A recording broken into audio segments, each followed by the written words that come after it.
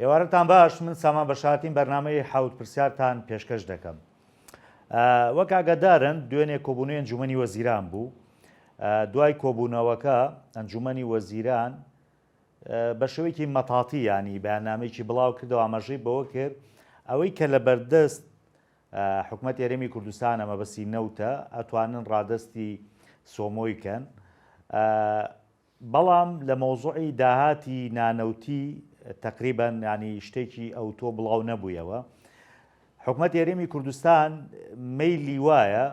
ئەو 120 میلیارەی کە دیاری کرا ئەوە بدا، بەڵام حکوومەتی عێراق سوورە لەسەرەوەی بەپێی ئەو دوو لیژنەی کە لە چاودێری دارایی دروست بووە مانگانە بێن داهاتی نانەوتی هەرچەندێک بوو نیوەی دەبێ بدرێ بە حکوومەتی عێراق، واتە ئەگەر 300 میلیارد بووە بێ 150 میلیاری بدرێ بە حکوومەتی، ئەگەر 400 بێ 200 بدرێتێ، ئەگەر 100یش بوو ئەڵێ بە 50کە ڕازی. واتە ئەمە تاوەکو ئێستا هەرچەندە ئیدی لەیەکی هەشت ینی کۆتایی و ڕێکەوتنەیە ئەگەر حکوومەتی هەرێمی کوردستان بە فەرمی نەوتەکە ڕادست نەکات و سۆمۆش بە فەرمی وەری نەگرێ، ئەوە کێشە بۆ موچەی مانگی 6 و 7 دروست دەبێت. هەرچەندە میدیاکانی نزیک لە مەسرور بەرزانی دوێنێ هەواڵێکیان بڵاو کردو کە گوایە سوودانی پەشیمان بووەتەوە لە ڕێکەوتنەکە لە ئەو لێک تێگەیشتنی کە لە نێوان هەولێر و بەغدا هەبووە و گوتوویەتی ئەو لێک تێگەشتنە تەنها بۆ مانگی 5 بووە،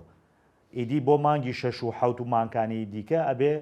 ڕێکەوتنی نوێ بکرێ. بەڵام ئەمە بەڕاستی تاوەکو ئێستا ڕوون نییە، ئەوەی کەوان باسییان کردبوو تەنها سوودانی گوایە لە مەجلیسێکە یاخود لای وەزیرێکی کورد ئەم قسەی کردووە. ئێستا موچەخۆر وای لاتووە بەڕاستی هەموو مانگێک دەستی لەسەر دڵیەتی ئایا موچەکەی دێ یاخود نایە. ئەم کێشەی نێوان هەولێر و بەغداش بنەبڕ ناکرێنی بەڕاستی کۆتایی نایە، هەر مانگە و کێشەیەک دروست دەبێت. من ئەمڕۆ بۆ گفتوگۆی زیاتر لەسەر ئەم گرفتانە میوانداری زۆر بەڕێز دکتۆر یوسف محەممەد سەرۆکی پێشووی پەرلەمانی کوردستانم کردووە. کاک دکتۆر زۆر بەخێر بێت. زۆر سپاس. زۆر سپاس. ئەگەر تۆ ینی نازامی زانیاریەکەت هەیە لەسەرەوەی کە ئەم هەواڵە ڕاستە یاخود نا، گوایە سوودانی وتێتی من ئەم ڕێکەوتنەیان لێک تێگەیشتنە تەنها بۆ مانگی 5 بووە، من لە گەهارێم کردومە، دەبێ بۆ مانگی 6 و 7وانە گۆڕانکاری تیا بکرێ و لێک تێگەشتنی نوێ بێتە ئاراوە. بەنای خۆی گەورە و میهرەبان بەخێراتنیەوە کەم سڵاو لەیە و لە بینەرانی بەڕێزی تەلەڤیزیۆنی زووم. لە ڕاستیە ئەمی کە لەم هینانەیە هەیە لەم بڕیارانی مەجلیسی وزەرای عێراقا هەیە، یعنی وازحە هیچی هینێکی تیانی کاتی دیاری نەکرد، نەخێر هیچ کاتێکی دیاری نەکردووە. ئەڵێ ملف تسليم النفط يكم اولا ملف تسليم النفط يعني ملفي هنا تسليم كردني النوت يعني او انجا دوائي ملفي ايراداتي غير النفطيه يعني داهاتا نانوتي كان انجا دوائي باسي دروس كردني هنديكين لجانا كاكا بيوي سكات بيتكايو او يهبو ئەوە طبعا ئەوە کاتێک بوو ئەو ڕێککەوتنە کاتێک کراوە کە ئێوە خۆتان نەزانن کە هەر ئەو کاتێک ئەو ڕێککەوتنە کراوە بەشێکی کێڵگەنەوتیەکانی هەرێمی کوردستان درۆن لێیا بوو نەوتیا وەستا بوو ئەو ڕێککەوتنەشیان کردووە کە بە پێی ئەو ڕێککەوتنە پێویستەکە 230,000 بەرمیل یەکسەر تەسلیمی حکوومەتی اتحادی بکەن، 50,000 بەرمیل نەوتیش بۆ داهاتی ناوخۆیی ئەبێ، بەڵام بە پێی ڕێککەوتنەکە هەر زیادبوونێکیش لە بەرهەمهێنانی نەوت ئەبێ بیان بە سۆمۆ، ئەبێ بیان بە سۆمۆ، بەڵام مەسلەی ئەو 50,000 بەرمیل نەوتەی کە بۆ هینی ناوخۆیە لە ڕێگەی لیژنەیە کۆ مڕاجعە کرێتەوە پێداویستی ناوخۆی هەرێمی کوردستان چەندە و ئەگەر کەمتر بوو ئەبێ کەمتری کەنەوە و ئەگەر زیاتر بوو عێراق 15,000 بەرمیل نەوتی تریش لە هی کەرکووک ئەدا بە هی ناوخۆی، یعنی وازحە ئەو هینە ئەو ڕێککەوتنە وازحەوە ئەبێ داهاتی ئەو 50,000 بەرمیل نەوتش داهاتەکەی بنەوە ئەوەی بۆ هینی ناوخۆیە بۆ ناوخۆی ئەبێ بێنەوە بە حکوومەتی اتحادیە. ئەمە یەکێکە لە گرفتەکان بەڕاست. بەڵێ ئەمە یەکێکە لە ئەمە. ئەجا خۆتۆ معقول نییە بۆ نمونە هاوڵاتی هەرێمی کوردستان بانزین بە 1,100 و 200 بکڕێ داهاتەکەی بێ بچێتەوە بۆ بەغدا بۆچی لە کاتێکا بەغدا خۆی بانزین بە 500 و 600 دەفرۆشێ بەڵێ وایە لەبەرەوەی پاڵپشتیەکە حکوومەتی اتحادی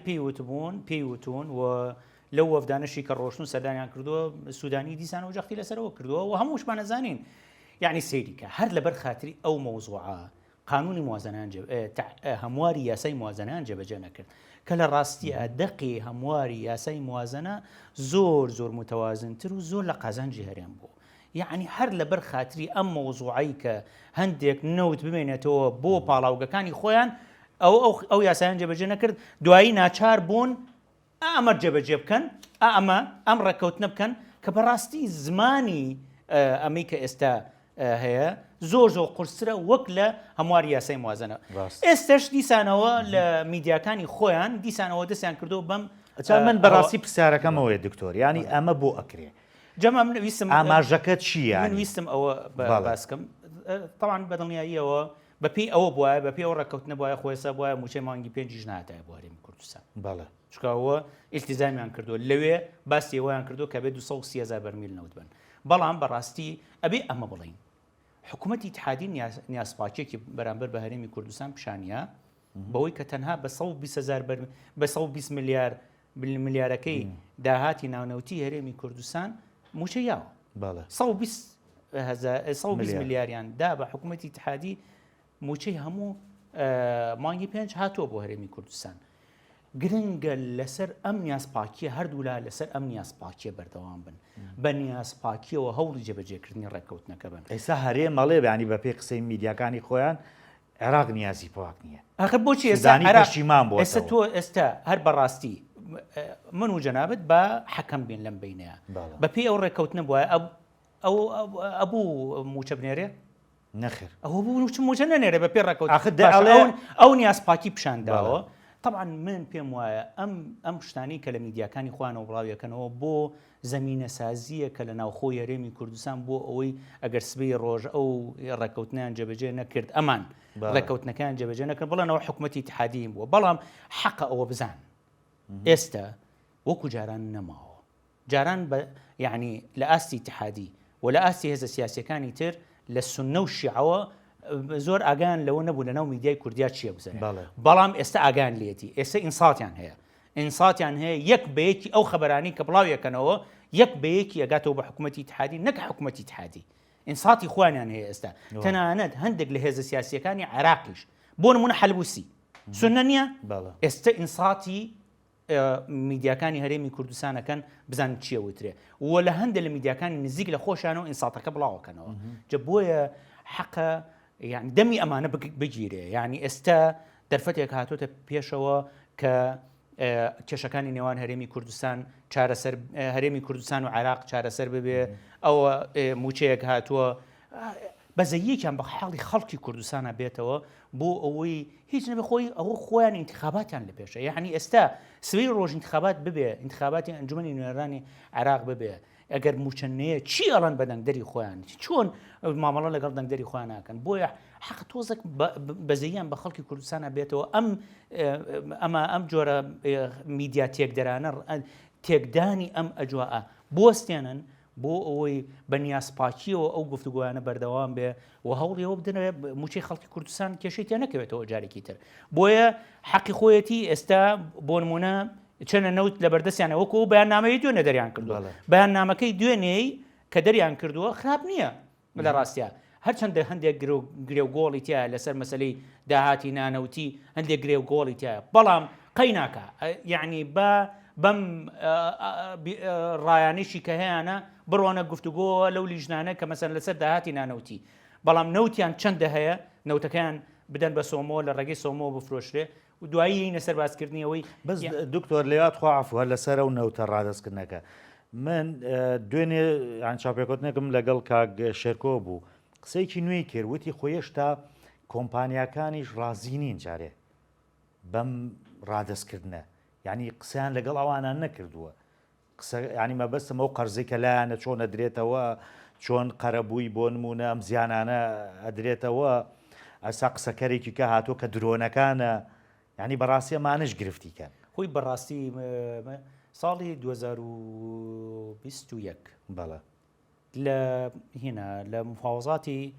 لگفتگوی قانونی موازنه هەنێ بەرەو پێشوون بوو قانونی موازنەی 2021 یەکسەر نێچیروان بارزانی بۆ نانێکی بەیانی ڕۆی بۆ ئەنقەرە نانی بەیانی لەگەڵ هێنا خوارد لەگەڵ ئۆردۆغانە خوارد ئەو کاتە وتارێکم نووسیەوە بەندە وتارێکم نووسیم کێ خاوەنی نەوتی هەرێمە ئێستش ئەم قسەیە دیسانەوە لە جێی خۆیەتی کێ خاوەنی نەوتی هەرێمە کێیە ئەزانی بەو سیاسەتە نەوتیە هەڵەیی کە کردیان خەڵکی کوردستانیان کرد چەند جار بە بارمتە کرد جارێ هەموو ئابووری هەرێمی کوردستانیان کرد بە بارمتەی نەوت دوایی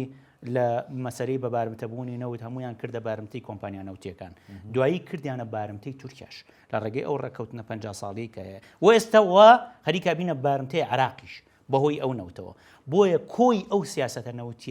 نەوتیەی کە گرتیانە بەر ئەمەی بەدوایە هێنا کە ئەوەتە بزانە چارەسەر نابێت تورکیا بۆ لە زەرەریەت یەگەر نەوتی هەرێمی کوردستان ڕادەسی عێراق بکرێت ئەخرەمە پرسیارێکی سەرەکیە بەڕاستی بۆچی لەو کاتەی کە ڕێککەوتن لە نێوان هەرێمی کوردستان و عێراق ئەم ڕێککەوت نەکرا ئەلەو کاتێک هێشتا ساڵێکی ماوە بۆ کۆتایی لەساس بەپێی ڕێککەوتنەکە بێت ساڵە پێشوەختە ئەلانی بکاکە ڕێککەوت لە 2026 کۆتایی باشە هێشتا مابووی بۆ تەوقیتە هێشتا بۆ ڕۆژی دوای ئەوەی کە ئەو ڕێککەوت نکراوە ئۆردۆغان ڕێککەوتنەکەی خۆی لەگەڵ عێراقا هەڵەوشێنێتەوە پرسیار نییە بەدڵنیاییەوە ئەمە پرسیارێکی گرنگە دوو سیناریۆ بۆ ئەمە هەیە یانەوەتانێ ئەیانوێ مەرجەکانی خۆیان لەگەڵ عێراقا قورستر بکەن بۆ ناردنە دەرەوەی 400 ملیۆن دلاری لایە بەڵێ و ئەو قەرزانە لی خۆش بێت عێراق لەو قەرزانە لی خۆش بێ و ڕێککەوتنێکی تر بکەن و ئەمان تازە بە شێوەیەک تر مامەڵان لەگەڵ تورکیا کرد و خۆتەزانی ئەوەی کە ئەمان ئەیاندا بە تورکیا لە نەوت و لە پارەی ئەوەی کە ئەو بەرمیل نەوتانەی کە لە ڕێگەی بۆریەکەەوە ڕۆی زۆر زیاتر بوو لەوەی کە حکوومەتی اتحادی ئەیە بۆیە لەوەچێ تورکیا بێوێ هینە لەو ڕێککەوتنی کە لەگەڵ حکوومەتی اتحادیەکە نزیک بێ لەوەی کە ئەمان پیانیاون ئەمان کاتی خۆی پیانیاون و ئەمە یەکێکە لە سناریۆکان کە هەلومەرجەکەی خۆیان بگۆڕن لەگەڵ حکوومەتی اتحادی عێراقیە و یعنی شتێکی تر ڕەنگە ئەوە بێت کە ئەسان نهێ بکەن ینی وا بکەن ئەوە عرقلەی تێبکەن بۆ ئەوەی جارێکی تر نەوتی هەرێمی کوردستان بە قاچاق لە ڕێگەی تورکیەوە بفرۆشێ ئەمە جگەر لەوە ینی سیناریۆی کێ دیسانێمە بینەوە قوربانی وەکو هەرێمی کوردستان تورکیا لە هەوڵێ وایە ئەم زەختانە فشارانە دروستکە لەگەڵ عێراقان ڕێ بکەوێت چونکە دوێنێ وەزیری وزەی تورکیاڵێ ئێمە و بۆری کە لە کەرکووکۆ دێ بەناو خاکی ئەمە توانای تێکردنی ڕۆژانە 1.5 ملیۆن بەرمیل نەوتی هەیە ئەمە قازانشترە بۆ تورکیا لەوەی کە تۆ 400,000 بەرمیل یا 300,000 بەرمیل بەناو خاکی ئەوە بڕوا بۆ بەندەری گیان بەڵەوەی ڕاستوانێ ئێستا ینی ئەم سینارویش هەیە بەڕاست بەڵام دۆخەکە بۆ تورکیا تا ڕادێ گۆڕاوە بۆچی گۆڕاوە نەوتی هەرێمی کوردستان هەیە ئێستا ئەگەر بە بۆڕیا بڕوا لە ڕێگەی حکوومەتی اتحادیەوە هەوڵێ وادەن کە هەلومەرجەکەی خۆیان زیاتر بکەن لەگەڵ حکوومەتی اتحادی و پارێکی زیاتر لە عێراق وەربگرن و تەنانەت مەرجی تریشی لەسەردا بنێن مەسەلەی پترۆکیمیاویات مەسەلەی غاز ئەمانە چکە ڕەشنووسی ڕێککەوتنێکیان بۆ عێراق نردووە تورکیا ڕەشنووسی ڕێککەوتنێکی بۆ عێراق نردووە یان هەر بە بۆریەکەیان نەڕوە بۆ ئەوەی ناچار بن بە قاچاق بیان بە تورکیا و تورکیا ئیسفادە لەو نەوتاکە نەوتێکی هەرزانی بەلاش دەستی بکەوێت بۆچی بەرشێوەیەکی ڕسمی بێ بە بەلاش بە قاچاق دەستێکەوێت جە بۆیە ویستم لێرە ئاماژە بە شتێ بکەین لە ڕاستیە ئەم دەسەڵاتدارانی هەرێمی کوردستان ئێستا گرەویان لەسەرەوەیە کە جارێکی گرەویان لەسەرەوەی وەکو چۆن لە مانگی 5 گرەویان لەسەر و شەڕەی نێوان ئیسرائیل و ئێران بوو کە ئیتر ئێرانەکەوێ عراقەکەوێ ئیتر وەکو جاری جاران بۆ خۆیان بارزوی خۆیان چیەکەن بیکەن ئەو گرەوەیان سەرکەوتونە بوو ئێستا دیسانەوە وەکو قمارچیەکی دۆڕاو گرەویان لەسەرەوەیە کە لە مانگی نوێ شتێک لە عێراقا ڕۆدا و لە ئەنجامی ئەمە هەلومەرجەکەی ئەمان باشترە بێ حەقە واز لەم گرەوانە بێنن بۆچی حەقە واز لەم گرەوە دۆڕاوانە بێنن یعنی ئەگەر تەنانەت هەموو ئەو گرەوانشان ڕاست دەرچوو ئێمە گەڕێنەوە بۆ چ سەردەمێک ئێمە گەڕێنەوە بۆ سەردەمی 2014 و 2015 پرسیارەکەم ئێمە خۆ نەوتی خۆمانە فرۆشت داهاتی نانەوتیش هەر لە بەردەست خۆمانە بوو موچیان پێدا باشە من ویستم ئەوە بڵێم ینی بۆچی ئایا موچە ئەتوانرا وەکو خۆی بدرێت نەخێر ئەمە گریمان ئەم جارە ئێمە ئەم گرەوەمان بردەوە خۆمان نەوت هەم هەناردە بکەین داهاتی نانەوتیشمان لە بەردەسە ئەتوانی موچە بین بەدڵنیاییەوە ئەچینەوە بۆ ئەو سەردەمەی کە ڕوبع موچە و نیوە موچە بوو کەی توانیان ڕوبع موچە و نیوە موچە کۆتایی پێبێنن ئەو کاتێک کە ڕێکەوتنیان کرد لەگەڵ حکوومەتی اتحادی لە چوارچێوەی قانون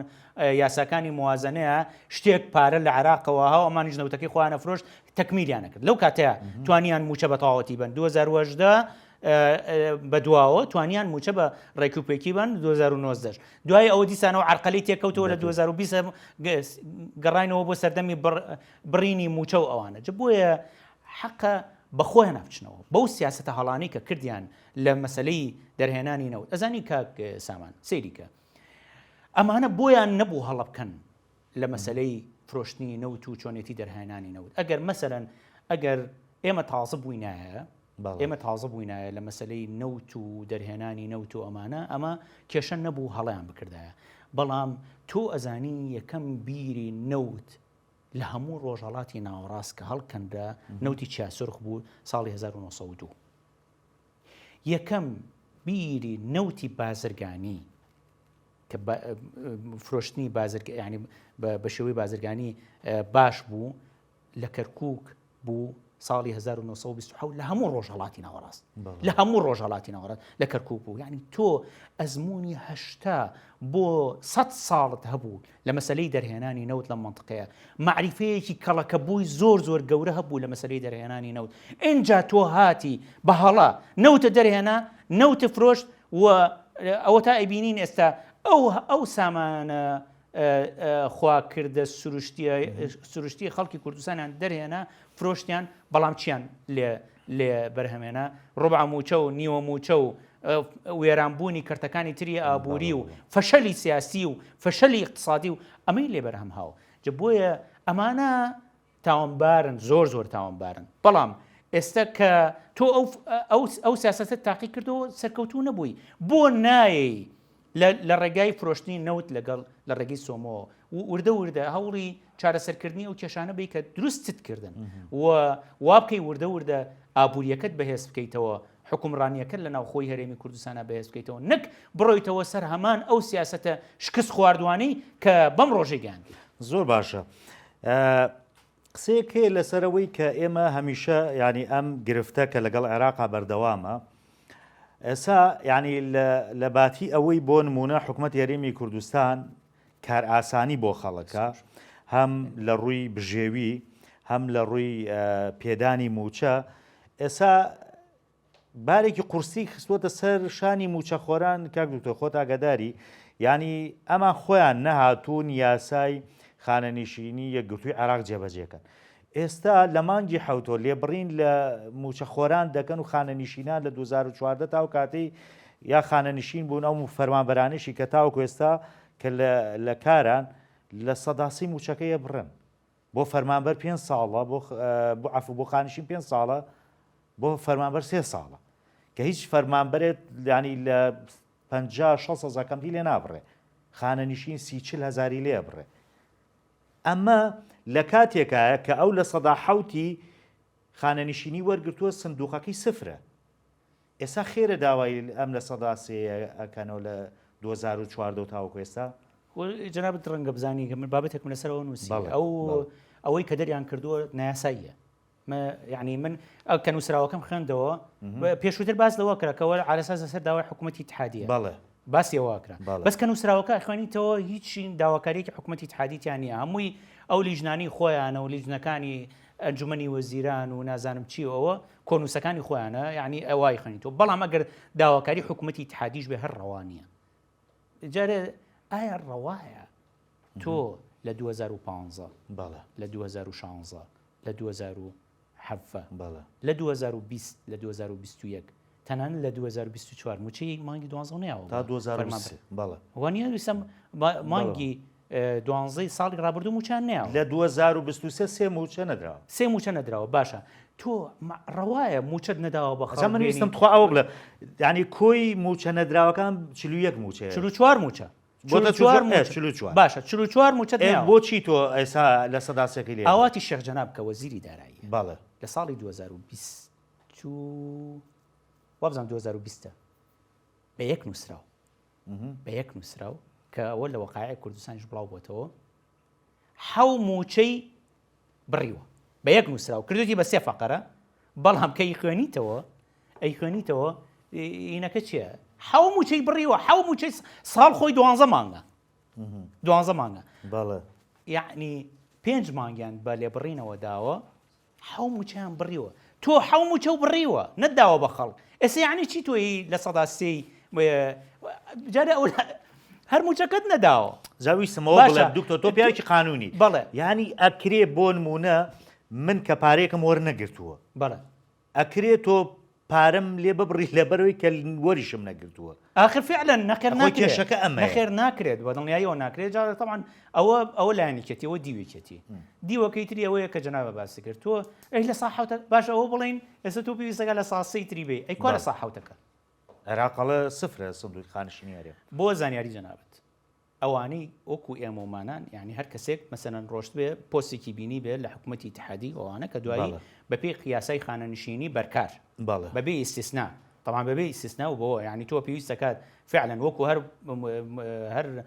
فەرمانبەرێکی تر پێویستەکات 45 ساڵ تەمەنە تەواو کردبێ و پێویستەکە 15 ساڵ خزمەتیش زیاتر بێ اینجا توانی خانەنشین بێ ئەوانە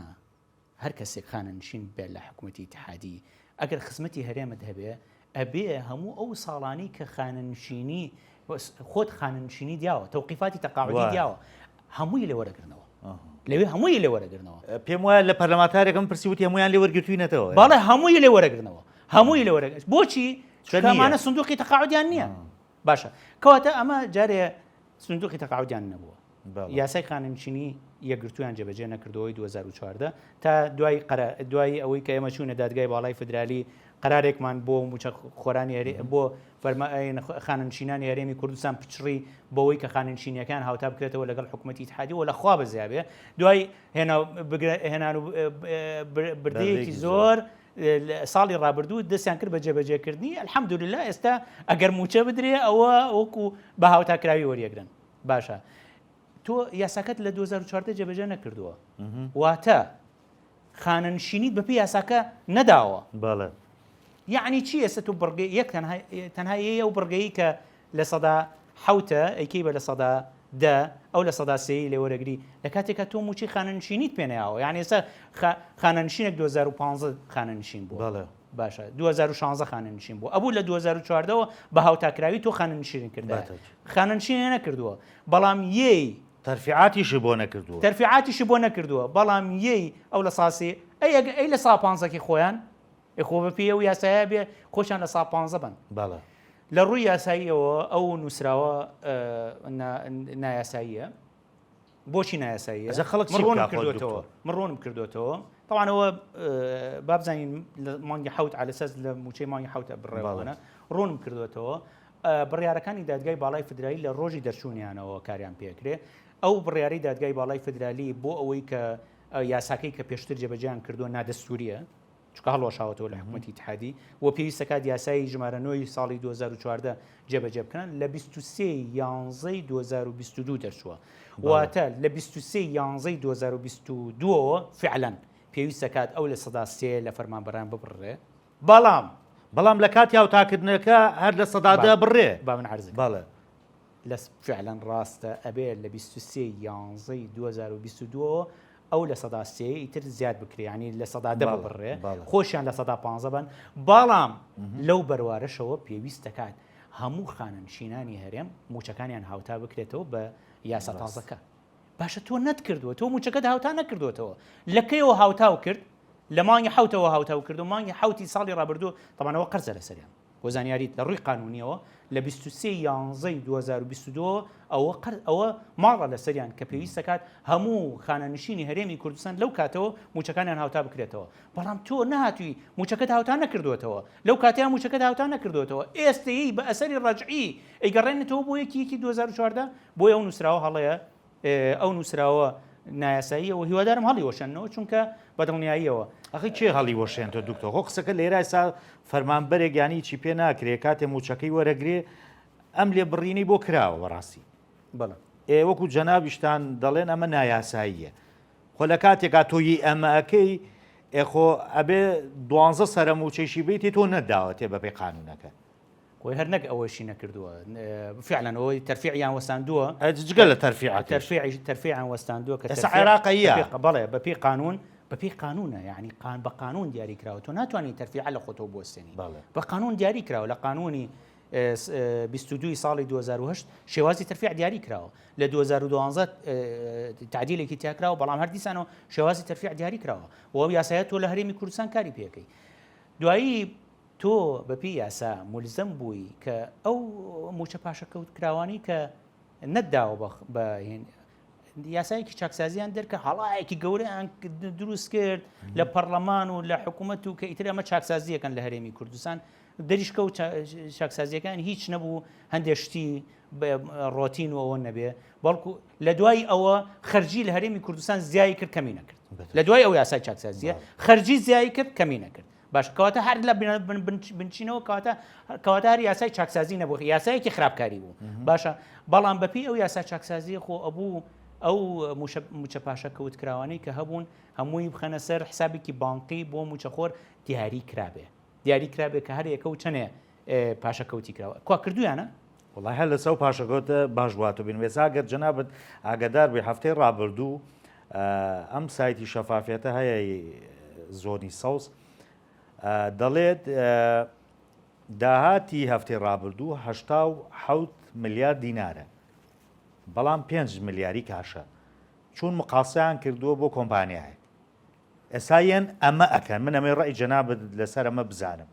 بۆچی یەن ئەمە بۆ کۆمپانیەکانەکەن بەڵام فەرمانبەر یا ئێوەمانان لە زوو ئاوارەکەن کاکە ئەو پاشەکەوتە و پارەی لای ئێوەیە بیخەنە بری ئاو کارەبا چوزا هەر شتێکی کە بەڵێ قەرز کە لە بۆچی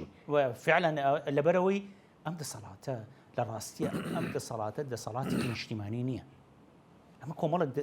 ئەمە کۆمەڵک سوڵتەی ئەمری واقعان لە هەرێمی کوردستانە سوڵتەی ئەمری واقعیان هەیە لە قازانجی خۆیان و کۆمپانیەکانیان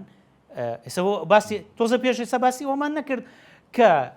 هەمواری یاسای موازنەیان جێبەجێ نەکرد لە مانگی دووەوە کە زۆر باشتر بوو هەرێمی کوردستان لە قازانجی چەند کۆمپانیایەکی خۆیان کە هینیان هەیە کە پاڵاوگیان هەیە باشە ئێستا تۆ باسی ئەوە شکر مقاسیان کردو بۆ کۆمپانیەکانی خۆیان لەو داهاتی کە هەیە فعلا ڕاستەکەی بۆ مقاسە ناکەن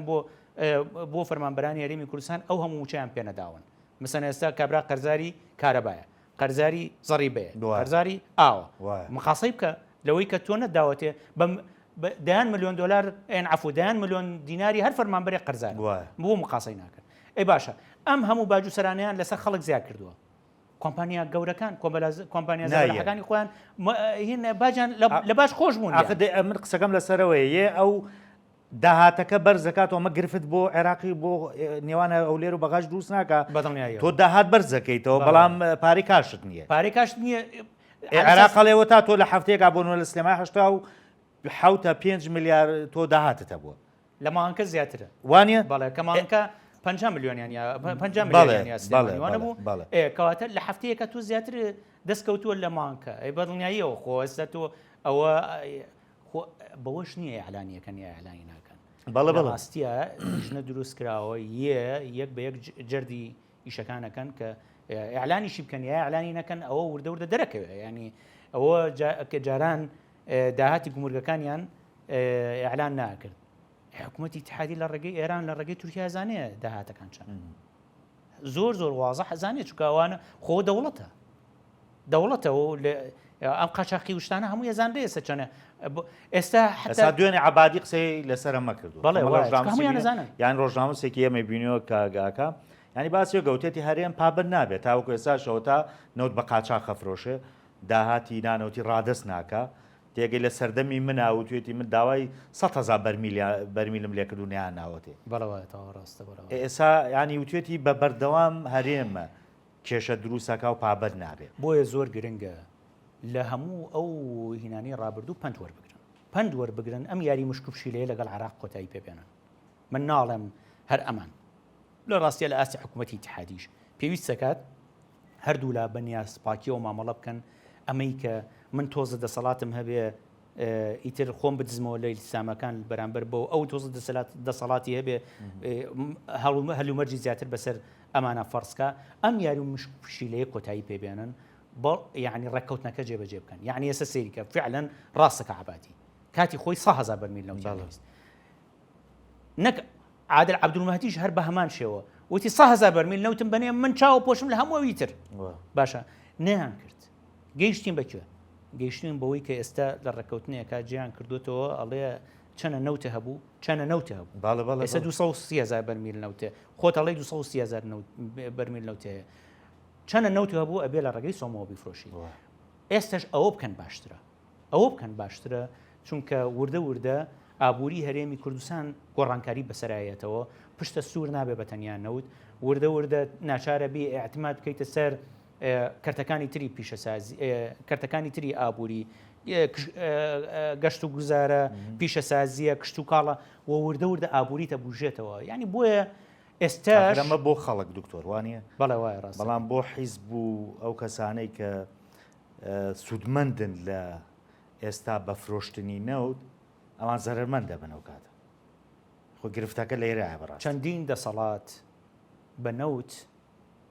پێشکەوتن بەڵام نەوت سەری خواردن دوور نییە ئەم دەسەڵاتی هەرێمی کوردستانیش هەر سوور بێت لەسەر ئەو ڕێگا چەوتەی کە گرتووەتێ بەر نەوت سەریان بخوا بۆیە ڕاستە نەوت ئێستا بە نەوت داهاتیان زیایی کردووە وین خۆ کەسیان بەقەدەر معەمەر قەزافی دەوڵەمەند نابن معەمەر قەزافی سەرۆکی هەندێک لە دەوڵەتەکانی ئەوروپای کڕی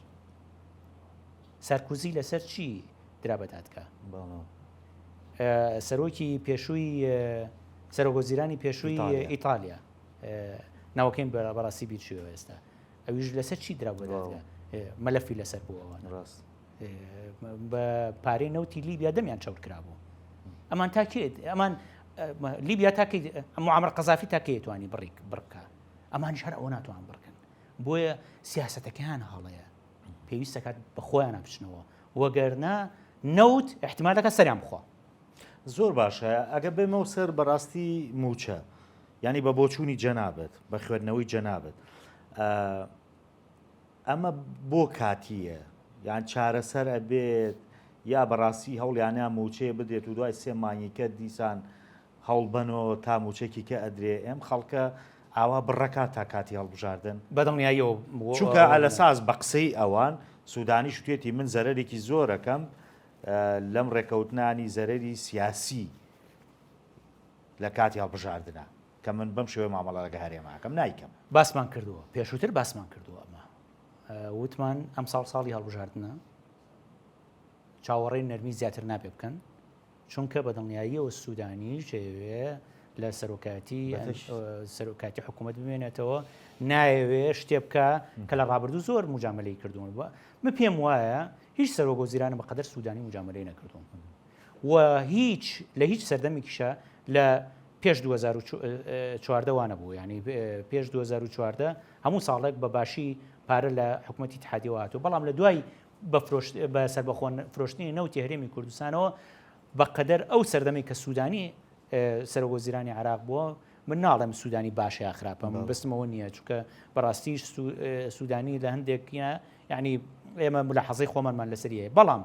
ئەوەندەی سوودانی بۆ ئەمانە باش بووە هیچ سەرۆکوەزیرانی بۆ ئەمان باش نەبووە ئەمە بوو لەکە لە سەریشی بۆ زانیاریت یعنی من هەندێک سەرکردەی سەدرمە بینی تیاری سەدری لە بەغا لە ماوەی ڕابردوو پێیان وا بوو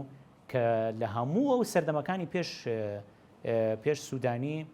لە باشترین حاڵەتە 250 ملیۆن دلار زیاتر لە مانگانە لە بەغداوە نەهاتۆ بۆ هەرێمی کوردستان ئێستا ئەوەی کە لە بەغداوە بۆ هەرێمی کوردستانیان نزیکە بێتەوە لە تریلیۆنە دینار یعنی نزیکەی 800 بۆ 850 ملیار دۆلار لە عێراقەوەیە بۆ هەرێمی کوردستان ئەمە بوو بە قەزێ لەسەری ملیۆن دلار عفو ملیۆن دلار ئەوەندە 800 بۆ 850 ملیۆن دلار لە عێراقەوەیە بۆ هەرێمی کوردستان مانگانە ئەمە بوو بە قەزێ لەسەری بۆیە بەدڵنیاییەوە پێویست دەکات پابەندیەکانی خۆیان جێبەجێ بکەن بۆ ئەوەی سوودانی بتوانێت ئەو موچەی موچەخۆرانی هەرێمی کوردستان تەمین بکات. باشە ینی ئەوەی کە ئێستا بەرهەم دێ ینی بەڕاستی بەرهەمێنانێکی حەقیقیە ینی قسە لەسەر 120,000 بەرمیل ئەکرێ چکە لەم لاولاژ ینی گوێبیستە بینەم هێرشە درۆنیەکان زەرەرێکی ئەوتۆیان لە کێڵگەنەوتیەکان نەیاو یاخود کۆمپانیاکان ئایا ئامادەن یا ڕازین بەم ڕێکەوتنە؟ خۆی لە ڕاستیە ئەوە پێویست دەکات لیژنەیەکی بێلایەن ئەو مۆزوایەک لە بکاتەوە ئەمان دە ساڵاتدارانی هەرێمی کوردستان ئەڵێن میلیشە شیعەکانن کە ئەوان چێ لە قازانجیە مێرشە درۆنیانە ینی قازانجەکە چییە؟ ڕاستی یعنی بە دروستی ناتوانانی ئێستا بڵێ بۆ نمونە لەو کاتێک کە ڕێککەوتن لە نێوان هەرێم و بەغا نەکرابوو دوڵە نەتەتوانی ئەوە گەرە لە بەرچاو نەگری کە هەندێک لەو میلیشیا شیعانە ڕەنگە لە قازانجیان بوو بێ فشار لە هەرێمی کوردستان بکەن ناتوانانی ئەوە ڕەچاو نەکەی و احتمالەکە ئەوە بوو بێ فعلا هەندێک لەو میلیشیانە ویستبێتیان لەو ڕێگایەوە فشار بکەن بۆ ڕێککەوتن بەڵام ناتوانی چکە ئەوانەیە ئەعلانیان کرد ئەعلانیان کرد کە ئێمە نین ینی تۆ خۆت زانی بەیاننامەیان دەرکرد من نازان بەیاننامەکان ڕاستیان ڕاستنیە من ئێستا ناتوانم پشتڕاست بکەمەوە بەڵام ناتوانی ئەوەش ئەو ئەگەرش نبینی ئەو سیناریۆیش نبینی کە احتیمالەکە لایەنی تر هەوڵی ئەوە بدەن کە ئەو ڕێککەوتنە ئەسڵەن جێبەجێ نەبێ لایەنی کە ناوخۆیی دەرەکی ئیقلیمی لە ساڵحی نەبێ ئەو ڕێککەوتنە لەگەڵ حکوومەتی اتحادی جێبەجێ نەبێ یان بیانوویەک بدۆزنەوە بۆی ڕێککەوتنەکە جێبەجێ نەبێ بۆیە هەموو ئەمە گەرانە واردن بۆیە پێویستە کات لیژنەیەکی تەقەسی حقایقی بێلایەن لە هەردوو لە پێک بێت بۆ ئەوەی کە ئەو مەلەفەیەک لا بکاتەوە کێ لە ساڵحی نییە کە نەوت لە ڕێگەی سۆمەوە بفرۆشرێ وە لە ئەنجامیەوە ئەو پەیوەندی نێوان هەرێمی کوردستان لەو پەیوەندی پێکدادانە بگۆڕێ بۆ پەیوەندیە کە تایە جۆرێک لە یەکتر تەواوکردن لەو پەیوەندی بێتەکایەوە زۆر باشە قسێ لەسەری نەکرێ ینی بەڕاستی زۆر جار من لە ناو بەرنامەکانمە هەمیشە جگە لە پارتی وێکێتی ئیتر ناوێنین گلەیی یا ڕەخنە لە هێزەکانی دەروی پارتی وێکێتی یەکرێ لەوەی کە بێدەنگن هیچ هەڵوێستێکیان نییە ینی لەم دۆخە کە گۆڕانکاریە ئەلەساز ڕوو ئەدا یا پارتی وێکێتی بە کەیفی خۆی ئەوە تا بە هەر چۆنی بێ ڕێکەوتنەکە یا نایکە ئەوە پەرلەمانی پەخستووە حکومەت پێک نایە بەڕاستی ئەوەمانانیش نە یەکدەنگن نەک یەک هەڵوێستن هیچ هەڵوێستێکتان نییە هیچ فشارێک دروست ناکەن لەسەر پارتی وێکێتی جارێ ئێمەمانان یعنی ئێمەمانان ئێمە هیچ ئەوەی کە ئێمە و کۆمەڵک برادری ترمان لە هیچ حزبێکی سیاسی نین ئێستا بەرپرسیارەتی سیاسیمان لە ئەستۆنیە سەرباری ئەوەش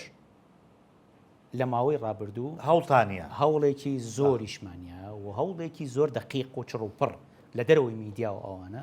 بۆ ئەوەی هەوڵی ئەوە بدەین ئاراستی سێهەم لە هەرێمی کوردستانە دروست بێتەوە بەڕاستی ئاراستی سێهەم لە هەرێمی کوردستانە دروست بووایەتەوە لە قازانجی دۆخی هەرێمی کوردستانە بوو هاوسەنگیەک دروستە بوویەوە کە ئەم هاوسەنگیە لە قازانجی هەرێمی کوردستانە بوو و لە قازانجی خەڵکیش بوو بە پلەی یەکەم و لە ڕاستیە کە دانیشتین لەگەڵ هەموو ئەو لایەنانە پێش ئەوەی کە قسە لەسەر هەڵبژاردننی داهاتووی عێراق بکەین کە بۆ ئەوەش هەر زۆر گرنگ بوو دوایی باسیەکەین بەڵام باسی ئەومانە کرد کە ئێستا حەق دۆخی خەڵک لە بەرچاو بگرن بەرپرسیارەتی خۆیان بەرامبەر بە دۆخی خەڵک لە بەرچاو بگرن بەوەی کە ئێستا ئەو هەموو باج و سەرانەیە لەسەر خەڵک زیابێ ئەمەی کە ئێستا کەرتە گشتیەکان هەمووی بە تایبەتەکرێ بە تایبەت و بە تاڵانەکرێ بە تاڵانە برێ تەن دروستیە پەروەردەیە کەرتەکانی تر بە هەمان شێوە حەق بوو بەرپرسیارەتی خۆیان جێبەجێ بکەن بۆی کە بە یەکەوە لەسەر بەرنامەیەک کۆک ببن هەمویان و ئەو کاتە بەڵنیاییەوە ئێمەش بە هەموو شێوەیەک پشتیوانیمان لێکردن و بەشدارە بووین لەگەڵیانەوە هەڵبژاردننی داهاتووی عێراقیش هەر بە هەمان شێوە ئەوە ئەخوازێ کام لایەنانە بە یەکەوە کۆ ببنەوە چونکە بەرژەوەندیان لەوایە یعنی تۆ لی گەڕێ ئەگەر جارەکانی پێشوو بەرژەوەندیان لەوە بوو بێ کە بەیەکەوە بەجیا دابەزن کێشیان نەبوو لەوەی کە ئەگەر بەیەکیشەوە نەبن کورسیان کەم بکاو ئەوانە وەکۆی کە لە پەرلەمانی کوردستانە هەبوو هەندێکیان هەر بە سەرپارچە هەندێک کورسیان بەدەستێناوە ئەوە قەیناکە لە بەرژەوەن بەڵام ئەمە ئەو شێوازی دابشکردنی کورسیەکان لە ڕێگەی سانتلیگۆی هەموارکراوە لەسەری فەرزەکردن بەیەکەوە کۆ ببنەوە بۆی چەند کورسیەک زیاد بکەن بەڵام نەیان کرد بەرپرسیارەتیان هەڵنەگرت یعنی ئێمە چی بکەین یعنی ئێستا ئێمە بەرپرسیارەتی خۆمان جێبەجێەکەین یعنی لە ئاستی تاکە کەس بێ لە ئاستی دامەزراوەکەمان بێ ئێمە دامەزراوەیەکمان هەیە دامەزراوەیەکی توێژینەوەمان هەیە یعنی نەوەستاوین یعنی ئەوە جەناب تزانی داوای خانەنشینان داوای دژوەسانەوەی تەمدیدی پەرلەمانی کوردستان داوای ناوچە جەناکۆکەکان زەویزاری کورد لە ناوچە جەناکۆکەکان هەمووی ئەمانەمان هەر بۆ زانیاری جەنابیشە ئەوە لەم بەرنامەیە باسیکەین ماوەیەک لەمە پێش هەندێک کارمەندی کۆمیسیۆنیش کێشیان هەبوو لەخوا بەزیابێ هاوکاریمان کردن لە ڕووی یاساییەوە کەیسەکەیان بردوتەوە ئێستا یعنی نەوەستاوین لەم ڕۆ نەوەستاوین بەڵام بەداخەوە چی بکەین ئەو لایەنانە بەرپرسیارەتی خۆ هەندێکیان طبعاً هەندێکیان جدی بوون ڕاستیەکەی جدی بوون بەس ئیتر ئەوانی تریان بەرپرسیارەتی ناگرن یعنی بەداخەوە ئیتر کە ئەمە هەنگاوی عەمەلی ئەمە هەنگاوی عەمەلی بۆ ئاڕاستی سێهەم دروستە بوویەوە لە کوردستان هێزێکی گەورە دروستە بوو نەکرا ئیتر دوایی تۆ ئەڕۆی لە سوۆشیال میدیا هەر خەریکی بۆڵە بۆڵ و قسەی زل و ئەم شتانابی ئەوە هیچ ئیسفادەیەکی نییە هیچ ئیسفادەیەکی ئەمە کێشەکە ئێستا دوێنێ مەریوانی وراقانە لە زووم میوان بوو هەڵێ ئەم هێزانەی دەروی پارتیوێکێتیش هاوشێوین پارتیوێکێتی یعنی ئەو وا وێنایەکە بە بنەماڵەیی کراوە یا بە سەرکردەیی کراوە لە دروستبوونیە تاوەکو ئێستا یعنی نمونەی بۆ نمونە یەکگرتوێنێتەوە کۆمەڵێنێتەوە چوزانم بەریگە لێنێتەوە هەڵوێست هێنێتەوە نەوەی نوێ هێنێتەوە کە یەک کەسن و یەک دەسەڵات زەنی من ڕاستیەکەی وەکو تەبعی خۆم حەز ناکەم زۆر قسە لەسەر لایەنەکانی ئۆپۆزیسیۆن بکەم لە ڕوبەڕوو قسە هەموو قسەیەکم لەگەڵ کردوون ینی بەڵام مشکلە سەرەکیەکە ئەمانە نین ینی ئەمان ئێستاەوە لە دەرەوەی معادلەکەن بەداخەوە بێ وا بڵین لە دەرەوەی معادلەکەن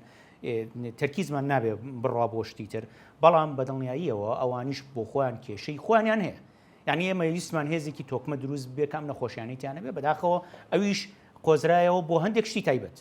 یعنی هەندێک خەڵک ببن بە پەرلەمانتار و ئەوە یعنی کێشە هەیە لەناوم لایەنانەیە کێشە هەیە و ئەبینین یعنی بەردەوام تووشی کێشەی ناوخۆیی شەبن بەس ئەبێ ئەوە ڕەچاو بکەین دۆخی ئەم لایەنانی دەرەوەی پارتیوێکێتیش پەیوەندیدارە بەوەی کە پارتیوێکێتی خۆڵقاندویانە لە هەرێمی کوردستانە بەشێکی من ناڵێم خۆیان بێگوناهن لەوە خۆیان بێگوناه نین لەوە و کرا ئەزمونێکی باشتر پێشکەش بکەن بەڵام یعنی ئەوەی کە لە هەرێمی کوردستانە دیموکراسی نییە ئەوەی کە سندوقی دەنگدان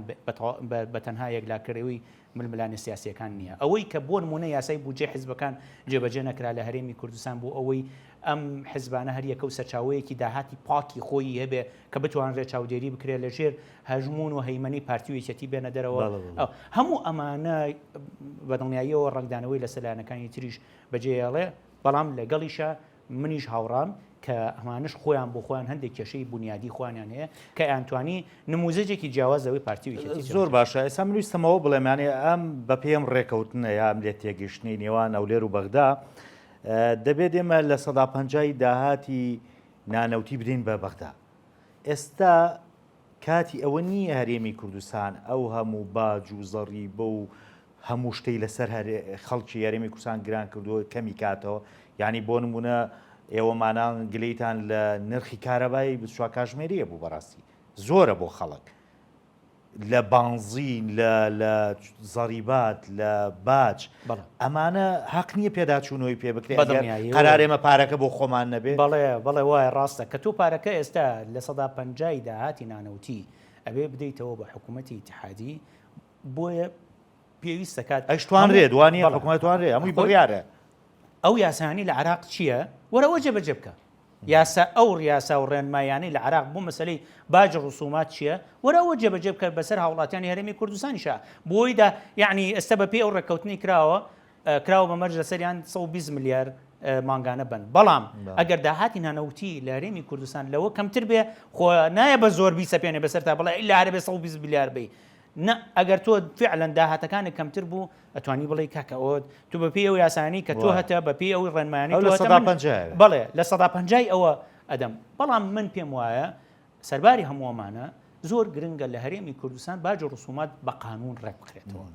عدالەتی تابێنرێتەکەەوە بۆچی کۆمپانیا گەورەکان لە باج و ڕسومات باج ئەبەخشێن بەڵام خەڵکی ئاسایی بە پێی یاساکانی عراقیش بە هەر بێ باج بە نا بە پێچەوانەوە بە شێوەیەکی تەساعودی باج هەبێ لە هەرێمی کوردستان چونکە باج زۆر گرنگە بۆ مەسەری ئەسڵەن بۆ مەسەری دیموکراسی یعنی دیموکراسی بەبێ بازاڕی ئازاد و بەبێ ئەوەی کە سیستمێک هەبێ بۆ وەرگرتنی باج گەشە ناکە بۆیە ئەمە پێویستە کات ڕێک بکرێتەوە ئەوەی کە پەیوەندیدارە بە ئەوەی کە باست کرد کارەبایی ئەوەی کە ناوێنراوە پرۆژەی ڕووناکی لە ڕاستیە ئەرکی حکوومەتە ئەرکی هەر دەسەڵاتێکە کە کارەبای 24 ساعتی بۆ وڵاتیەکانی خۆی دابین بکە ئەمە ناوێ بکرێت بە منەتێک بەسەر خەڵکی کوردستانە ئەرکتە کارەبای 24 کاتژمێری دابینکەی بۆ هاوڵاتیەکانە بە نرخێکی گونجاو بە نرخێک کە هاوڵاتی بتوانێت بیدا بەڵام تۆ ئەمە جێبەجێیەکەی و نرخیش زیاد کردو کە ئەمە ئەرکی زانیاریەک بۆ جەنابشتیان نازەماگەدار بیان هەر قسەکەت بیر نەچێت ئەڵێ ئەمە تەبانە درێ بە کۆمپانیا دواتر پارەکەی وەرەگیرێتەوە ینی ئەوە زانیاریە لای منە لەو لا کۆمپانیاکە و لێرە کۆمپانیایکی حیزبیە ئەگەڕێن ئیدێ بارەکە وا کۆکەنەوە ئەڵێ لە ماوەی 50 ڕۆژاتۆ پارەکەت نیا کارەباکەتە بڕە بۆیە ئەمانە پێویستەکات ئەمە پێویستەکات معالەجە بکرێت لە کاتێکا تۆ 3 مانگ موچە نێ ینی خەڵکی بەڵێ وایە فعلەن وایە تۆ موچە نادەیت لەو لاواگەر کابرا پارەی پێ نادەی پارەکەی خۆی کە ئەرکی سەرشانتە بیتێ لە بەرامبەر ئەو خزمەتەی کە ئەیکا تۆ پێی نایە چۆن تۆ یەی دوایی کارەباکەیە بڕی تۆ موچەی نایەتی کارەباکەشی بڕی ئاوەکەشی بڕی ئەمە چۆنە بێت ئەمە چه عدالەتێکی تایە ئەمە چ منطقێکی تایە بۆیە زۆر گرنگە یعنی لەسەر ئەم مۆزوعانە قسە بکەین ئەزانی زۆر خراپیشە ئەوانەی کە لە دەرەوەی پارتی وێکێتین یعنی هەموو شتێکی لە بری ئەوەی کە کێشەکە لەکوایە تۆ پەنجە بخیتە سەر کێشەکە ینی لەمە هەوڵی ئەوە بدەیت ئەوە چارەسەر بکەیت یەی پەلاماری شتی ترە دەی ینی بۆ نمونە لەمە ئەم دەسەڵاتی هەرێمی کوردستان کە کارەبای 24 ساعتی دابین کردو بە خەڵکی ژەڵێ نابێت کارەبا زۆر سەرف بکەیت دەفەرموو وەرە تۆ هەژماری منەدانەوە وانە ئەمانە پرۆسەیان کردووە ناوی هەژماری منە ئەڵێن نابێ موچەخۆری هەرێمی کوردستان بڕوا بنەجەی موچەکەی بکە لە بانکە فیدرالیەکان وانە ئەڵێنە بێ هەژماری من بکە وانە لە بنەجێکردنی موچەی موچەخۆرە حکوومەتی اتحادیە ئەگەر هەر موچەخۆرێک لای ئەو بنەجەی موچەکەی کردبێ قەرز دێداتێ بۆ سۆلار بۆ زانیاریت قەرزی سۆلار لە بانکە فیدرالیەکان بۆ نمونە لە TBI لە 100 نەکەی فایدەکەی لە 100 قەرز دێداتێ بۆ خانوبەرە قەرز دێداتێ بۆ پرۆژەی کشت و کاڵی و بۆ پرۆژەی پیشەسازی فەرمونون پارەی ژێرخانەکانتان خزمە گوزارەکان ئێمە زۆر زیاترەوە باش فەرمو بیهێنە تۆ کارەبای 24 ساعتی داناوە بۆ خەڵک نرخێکی زۆرە لە خەڵک دروست کردووە ئەڵەی با خەڵک سۆلار بە دەفەرمو قەرز بە خەڵک با خەڵک سۆلار دابنێ فعلەن ئەو کاتە وزەیەکی کەمتریش بەکارێنرێ و ئەو کاتە شتێکی زۆر کەمتر لەسەر خەڵکی شەکەوێ کە لەسەر موچەخۆرەکەوێ بۆەوەی کە لەسەر بەکارهێنەری کارەباکەوێ ئێمە ئەم هەموو هەتاوەمان هەیە خوا ئەوەی پێبەخشیوین یعنی لە ساڵە 365 ڕۆژە ئەتوانم بڵێم ڕەنگە 300 ڕۆژی ڕۆژەگەرەتەوە بەداخەوە وای لە باران زۆر کەم بۆتەوە سەرباریەوە پرۆژی سۆلارانی کە هاتوو تەنانەت بە ڕۆژی باراناویشە هەر کارەبای ڕووناکیە بێ تاقاکە خەز نەکە وەرە فەرمو وزەی پاک بێنە خەڵک ڕابێنە لەسەر بەکارێنانی وزەی پاک قەرزی بەرێ بۆ ئەوەی کە بتوانێت ئەوە دابنێ هەم ژینگەت پاکە بێتەوە هەم وزەیەکی کەمتر بەکارێنیتەوە و ئەو کاتە تۆ دەنگیشت لێرە بێڵێ کارەبای 24 ساعتی ئەبێ کارەبای 24 ساعتی بێ و ئەبێ پارەکەم بیتەوە و کاتە بەدڵنیاییەوە خەڵک پارەکەیدا چونکە بڕێکی زۆر کەمتر کارەبا بەکارێنێ زۆر باشە من کاتم نەمایکەم بە کۆتا پرسیارم لە هەفتەی ڕابردوو پێم وە وەرەم هەفتە بوو دادگای فیدرالی 3 سکاڵایی ڕەت کردەوە دوانیان لەسەر موچە بووی چیان لەسەر و پرۆژەی ڕووناکیە بوو قسێک لەسەرەوە کرێ زۆر جار دکتۆر ئایا ئەمە نەزانینە کە دادگای فیدرالی بۆ نمونە کاری چییە دەتوانێت چ جۆرە سکاڵایە وەرگێت و ئیشی لە سەرکاییە ئەمە خۆ دەرخستنە تەنها بۆ بەردەم دەستگاکانی ڕاگان و خەڵک تۆ بڵێ منەوە سکاڵایەکم تۆمار کردش بە حکوومەت یاریمی کوردستان خۆی ئەمە خراپیش نییە هەر بەڕاستی بۆ قەزێکە خۆی ینی بابەتەکە لە ناوبردننی نییە کە تۆ ئێتە جارێکە نەتوانی بۆ سکاڵا تۆمارکەیتەوە خۆی ڕاستیەکەی تۆمارکردنی داوا لە دادگای باڵای فدرالی پێویستی بە معریفە هەیە پێویستی بەوە هەیە تۆ بزانی ینی تایبەتمەندیەکانی دادگای باڵای فدرالی بەپی قانونەکان چین داواکە بۆ زانیاری جەنابەت بەندە هەر داواکاریەکەم بردبێتە دادگای باڵای فدرالی پرسم بە چەند کەسێکی زۆر ئازیز کردووە کە هەندێک جار ناویشم بردوون دوای ئەوە من ێستا نایان بێنمەوە لەبەر هەندێک شت بەڵام پرسم پێکردوون بە هەندێک خەڵکی تایبەتمەند کە زۆر هاوکار بوون بەڵام سەرباری هەموو ئەمانە ئەگەر لە لاپتۆپەکەی خۆم پیشانە بەم هەر مەلەفێک لەو مەلەفانە یعنی فایلێکم بۆ کردوێتەوە چەندە فایلی تایە لەو بڕیارانەی پێشووی دادگای باڵای فدرالی کە لەو مەلەفەیە دراوە لە دەستور لە یاساکان لە ئەسڵی کێشەکە کە بۆ نمونامەی خانەنشینان ئەوەی یعنی ئەسڵی کێشەکە چییە زۆر بەدوایە چوم اینجا دوایی ڕۆشتوین داواکەمان لە دادگای باڵای فدرالی تۆمار کردووە هەندێک پێویستەکە زۆر خۆتی لاکەی لەم مۆزوعانەیە بۆ ئەوەی داواکە سەرکەوتوو بێ بەڵام من نەزانم هەندێکیشی ڕەنگە ئەم هێزی سیاسی هەن ئەیانوێ بەرپرسیارەتیەکە لە سەرشانیان نەمێنێ مەسەرەن ئەندامی هەیە لە خولی ئێستای پەرلەمانی کوردستان بۆی بەرپرسیارەتی لەسەر نەمێنێ ئەڵەوە من هەوڵمدا ئەو خولەی پەرلەمان هەڵوەشێنمەوە بەڵام دادگای باڵای فدرالی هێنی نەکرد بۆیە بەس لە مەلەفەکانی یعنی پێویستە کات زۆر بە وردی دراسەیەوە بکرێت کە چی لە اختصاصی ئەوان چکە ڕێ ئەو خۆتان نزان من هەر لە بیدایەتەوە باسم کردووە لە چەند چاوپێکەوتنە من نازانم لە چاوپێکەوتنەکانی لەگەڵ جەنابتە دوسێ چاوپێکەوتمان کردو لە ماوەی ڕابردوو باسییان مۆزوعانەمان کردو یان نە بەڵام من هەر کەسێک لێی پرسیوم وتومەوە تایبەتمەندی دادگای باڵای فدرالی نییە چونکە یعنی تایبەتمەندیەکانی دیارە بۆیە لە چاوپێکردنی پێش باسی ئەو مۆزوعی موچەکەمان کرد لە دەرکردنی ئەو بڕیاری وەلایەکەوت ناتوانێت بەڵێ وتم ئەوە لەبەرەوەی بڕیاری پێشووتیەیە تەواوی تر هیچ بڕیارێکی تر لەو مەلەفەیان نادا بۆیە پێویست بوو یعنی باشتر بێ لەو پرسانە بکرێتەوە پێشەوەی بڕێتە بەردەم دادگای باڵای فدرالی گەلە سپاس هەر بژیت زۆر سپاس بۆ دکتۆر یوسف محەممەد سەرۆکی پێشووی پەرلەمانی کوردستان کە لەگەڵمانەوە زۆر سپاس بۆ ئێوەش کە تاوەکو وەسە بینێری بەرنامەکەم بەخواتان ئەسپێرم خواتانە